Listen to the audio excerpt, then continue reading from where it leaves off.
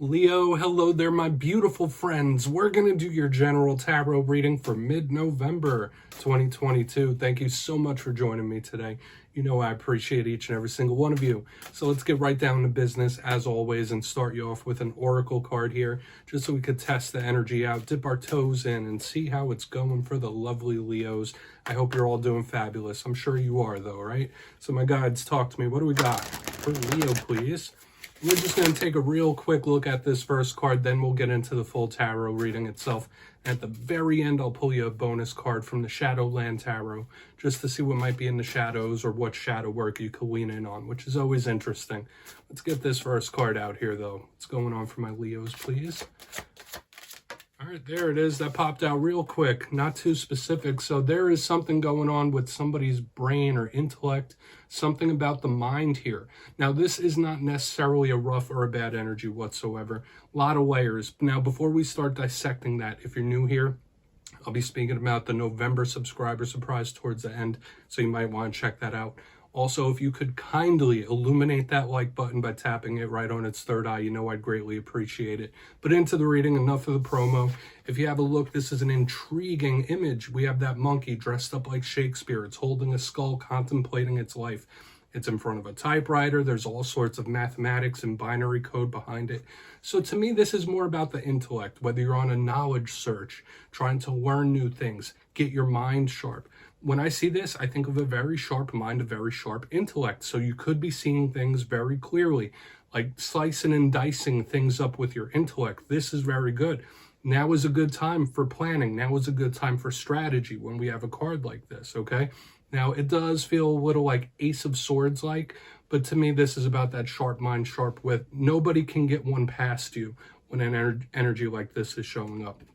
If it's not that, it could just be something in regards to learning. So whether it's new knowledge coming in, a new thing you're trying to learn, there's an importance there. Let's get into tarot, though. We're going to put that to the side. I always say it doesn't make or break the reading. It's just a footnote. We're going to get you 3 in the upright before we get the intuitive, juicy stuff. So let's see what's going on for the lovely Leos, my guides. What do we got here? Mid-November. So, I will say this, Leo. The last couple of weeks, there has been a lot of energetic optimism. Last week's reading was long-awaited win, so I really hope one came in for you. The week before that, big win incoming. So there's been positivity after positivity in recent weeks. So things could be going good. Maybe they're not, but they could be going a little better. Those energies do linger for a little bit.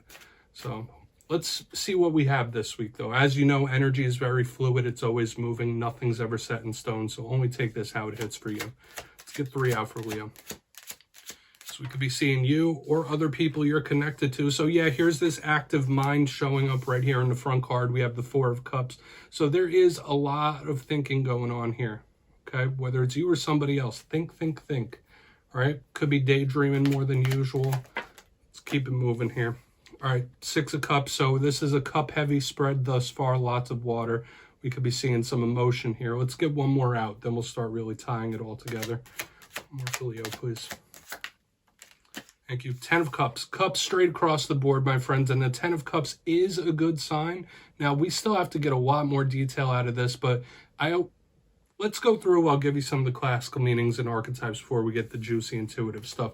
So right here, once again, cups straight across the board.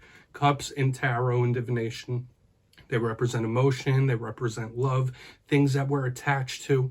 So in this time, like, you might be feeling things stronger than you usually do. That's a big thing with a lot of cups. Or we could just be looking at someone's emotional state. But position number 1, 4 of Cups. You see this person here, they're looking at those cups.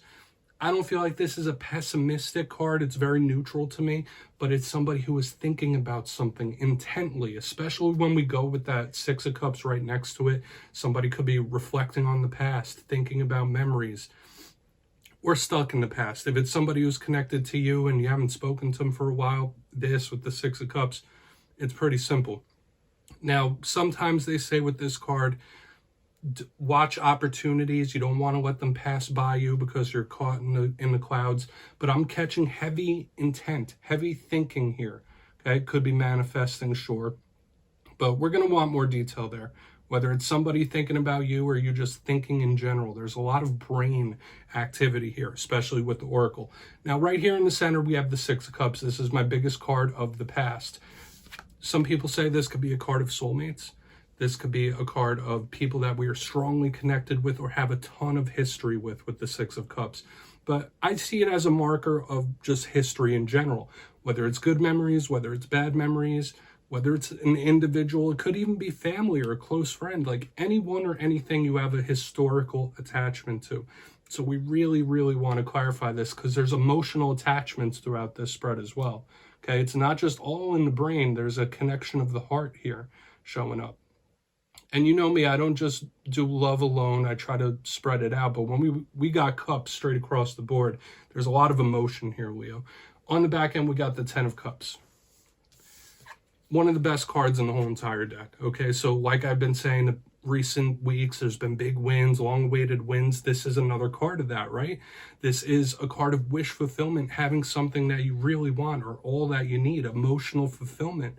So I really like when this card shows up. Now we do have to see what clarifies it. It could once again be focusing in on the family, those that we're connected with closely. But the Ten of Cups is a happy ending. So this is the card that links in with what we had last week. I want to dive deeper on all of it though, Leo, so let's do that. I'm going to put our Ten of Cups down right here with all this emotion showing up. And we're going to jump in and clarify. So let's get a good shuffle here for the Leos, please. My guides, talk to me. What do we got from my friends? Yes, Leo. This is where I go intuitive with the message, which means I just tell you how it feels to me. So feel free to do further research or rely on your base knowledge of tarot. Because as you know, every single reading is about the reader's interpretation, and I'm just giving you mine. Let's go in on the Four of Cups. And if you know how to read tarot yourself, please feel free to play along. That's why the box is here. If you're feeling any messages that you want to give to Leo, you can drop it in the comments. I don't mind. You won't be stepping on my toes. Okay, Four of Cups here. What's going on? The deck is acting a little funky. Yeah, it's just spitting cards out. Okay. All right, this is heavy visualization here, Leo, and if that's not something you're doing right now, Spirit really wants you to do that with the Nine of Pentacles. And another intuitive thing I'm catching here is like, all right, is that person really happy now? Like, that's another vibe that just came in my head. But let's go through with the initial message, and I'll circle back to that. The Four of Cups with the Nine of Pentacles in the upright. Beautiful, firm, abundant type of card. It's also a card of independence. So some of you could be thirsting, yearning for independence, thinking, knowing that you could do something on your own, whether it's wins, whether it's victories, all the things we've been seeing for weeks. This is somebody that isn't lacking confidence in themselves. Now, if you're not doing visualization work, looking at what you want to do, what you want to accomplish, what a victory is for you, Spirit could be asking you to purposely manifest that. Think about your Nine of Pentacles, okay? Aside from that, when I see these two together, it's either someone thinking it towards you or you towards someone else. Like, all right, are they happy now? Like, is this person happy now? So just take from now what you will. I'm going to see how the rest of this plays out. But somebody could be wondering, like, are they truly happy? Did they get what they want? Let's not get too hung up there. That was just a little intuitive feeling I got. Let's see what's up with that Six of Cups. All right, why's the Six of Cups here? Okay, thank you. All right, yeah, we have the Queen of Pentacles. Yeah, now I'm getting the vibe of somebody who is definitely not happy. Okay, now, for some of you, this could represent issues in the past with a mother figure, with the Queen of Pentacles in reverse. It could represent issues with any earth sign as well, so beware of that in this time. But when I see it underneath this Six of Cups, I'm getting one vibe of somebody who's like, oh yeah, I wonder if this person's happy. Then I have someone who is really not, right in the center. There could be someone that you were closely connected to, have a lot of history with, where they are upset. They're mad. They're upset about something, and that's just how it feels here. Whether they're bitter about the past, whether they're bitter about how something has turned out. I'm not going to say this as a warning here, but I'm catching somebody with some hurt feelings, right? Somebody's mad, upset, however you want to phrase it. But I would just beware, this can also be baggage with a mother figure for sure.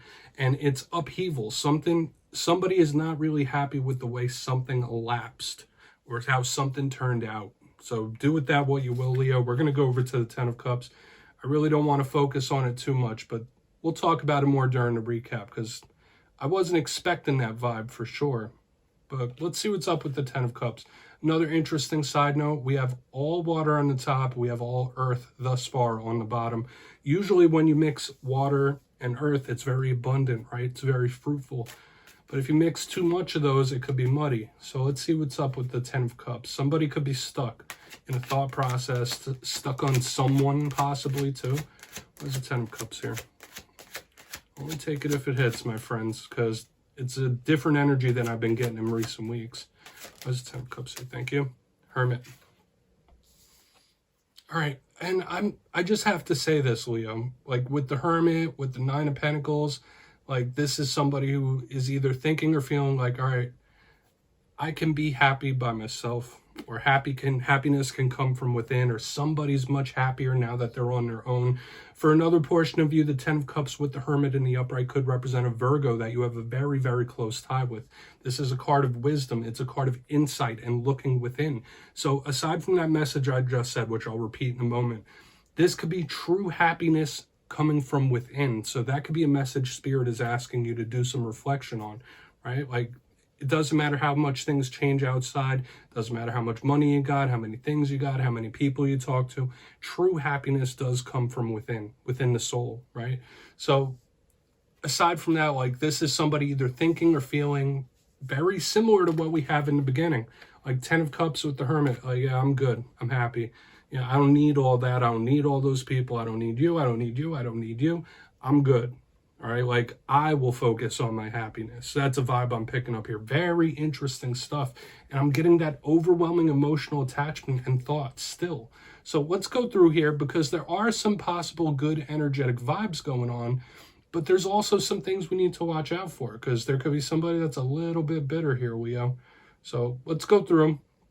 If you kindly look in the box, position number 1, we have the Four of Cups with the Nine of Pentacles. So that visualization, seeing where you want to go, what you want to do, really bringing that to life in your head is something that Spirit wants you to do if you're not currently doing that right now. And the little intuitive vibe I was getting was somebody thinking like, all right, I wonder if they're happy now, or something like that. All right, so take from it what you will. But moving to the center, we have the Six of Cups with the Queen of Pentacles in reverse. This is somebody who is not too happy in the center. Like I said, this could be somebody who's upset. This could be somebody that's mad, somebody that's bitter with the way something has elapsed, or it could be baggage of a connection with a mother figure, sure, or an earth sign. But the big vibe I'm catching here is someone just doesn't like how something went down. They can't quite let it go. On the very back end, we have the Ten of Cups with the Hermit. Very similar feeling to what we had here in the front end, but with a slightly different flavor. So yeah, if you're connected to a Virgo, that's a really positive and good sign, okay? Very strong, happy ending type of connection. But another thing I'm picking up here is just somebody, I will worry about my own happiness. I will worry about my Ten of Cups, my wish come true, my dream come true. It's not anybody else's responsibility. I'm good over here in hermit mode. I'm good over here by myself, or just worrying about myself. So please do take from that what you will, Leo. Very interesting, because there's a lot of independence here. We're going to get you one shadow card. Interesting. And once again, all water on the top, all earth on the bottom. So interesting vibe. Let's get one shadow card out here for you, though. What's going on with Leo in the shadows? Which could be happiness coming down the line. Like, this doesn't feel treacherous, but somebody could be a little bit salty, that's for sure. Let's get one shadow card for Leo. Wrap this up. Only take from this what you will, just like the rest of the reading. Okay, so we do have a tower, and I do feel like it could be connecting with what we were seeing in the main part of this spread. Now, when we look in the shadows, it could be something we've been holding on to for quite a long time, or it could be a mark or a scar that's been left on us. And when we get the tower, you know what that is. That's shock, that's awe, that's upheavals, that's resets.